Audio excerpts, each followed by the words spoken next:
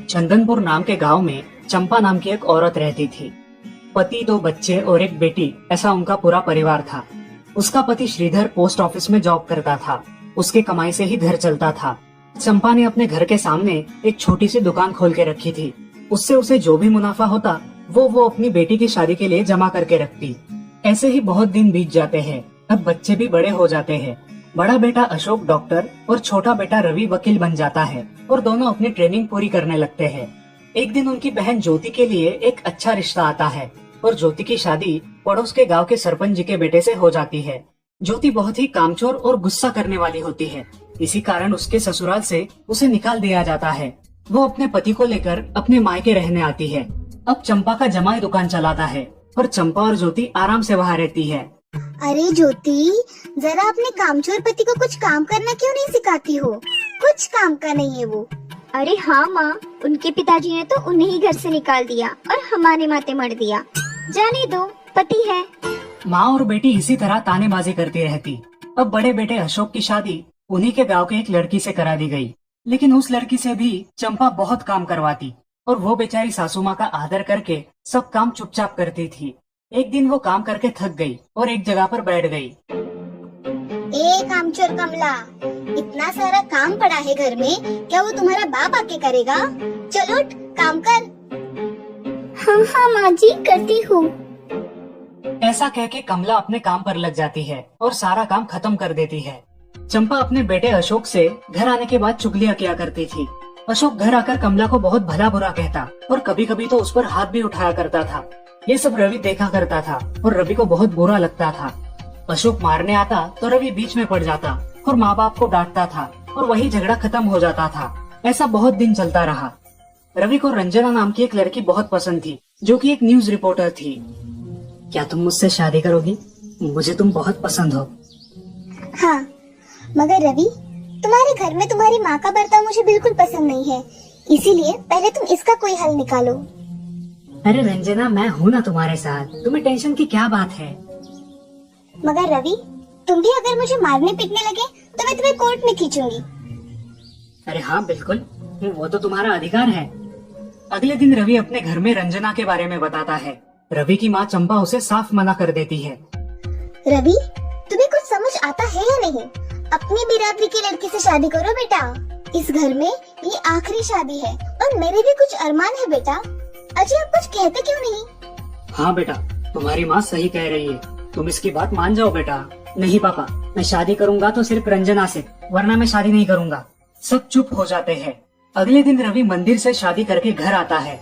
सब अचरज से रवि की ओर देखते हैं और चुपचाप अपने कमरे में चले जाते हैं। कमला उन दोनों का स्वागत करती है और वो दोनों अपने कमरे में जाते हैं। कैसे लगा मेरा घर? अच्छा है, मगर सब मिलजुल के रहे तो और भी अच्छा होगा। रंजना, तुम्हें मेरी माँ को सबक सिखाना होगा, तभी घर के सारे सदस्य ठीक हो जाएंगे। ठीक है रवि, जैसा तुम चाहो। अगले दिन रंजना अपने घर के मंदिर में पूजा करने जाती है।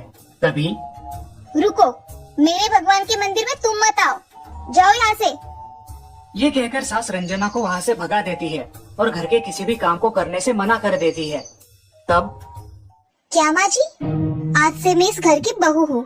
इस घर पे मेरा भी उतना ही अधिकार है जितना कि आपका। क्या बोल क्या रही हो? निकल जाओ मेरे घर से। खबरदार अगर हाथ भी लगाया तो।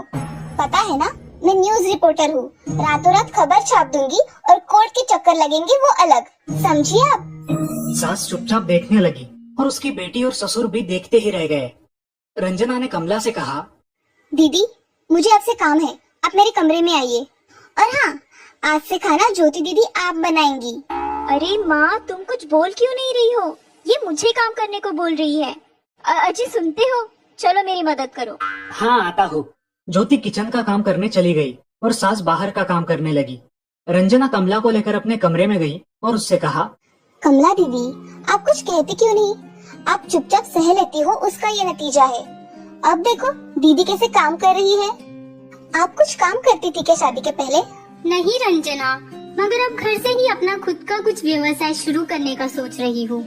बहुत अच्छे दीदी, अब आप किसी से मत डरिए, हम हैं आपके साथ। सच में किसी के साथ होने का कितना महत्व होता है। अब उसकी सासू माँ ही घर के सारे काम करने लगी थी और ज्योति को काम करवाने की वजह से ज्योति भी अपने ससुराल जाने की सोच रही थी। अजी यहाँ तो काम वाले से भी ज्यादा बुरी हालत हमारी हो गई है। चलो हम हमारे घर चलते हैं, सब है हमारे यहाँ। अरे रे, आप कहाँ चली? अभी भी काम बाकी है। ज्योति का पति रंजना से धन्यवाद कहता है और ज्योति को लेकर अपने घर चला जाता है।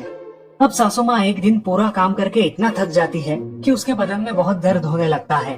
तब दोनों बहू सास के पास चली आती है और एक बहू सास के पैर दबाती है तो दूसरी बहू सर दबाती है। सासू माँ उठकर रोने लगती है। मुझे माफ कर दो मेरी बेटियों, अब से कभी ये गलती नहीं होगी। सास को उसके किए पर पछतावा होता है और ये देखकर घर के सभी सदस्य बहुत खुश हो जाते हैं। रवि और रंजना भी बहुत खुश होते हैं। वाह बहू, जो आज तक नहीं हुआ वो तुमने करके दिखाया। बहू हो तो ऐसी। रंजना अपने बर्ताव के बदले माफी मांगती है और अब सब लोग खुशी खुशी रहने लगते हैं। तो दोस्तों, इस कहानी से हमें ये सीख मिलती है कि हम सब मिलके परिवार बनता है और हम सब परिवार का महत्वपूर्ण अंग होते हैं। परिवार के काम मिल बांट कर करना ये हमारी वैयक्तिक जिम्मेदारी है।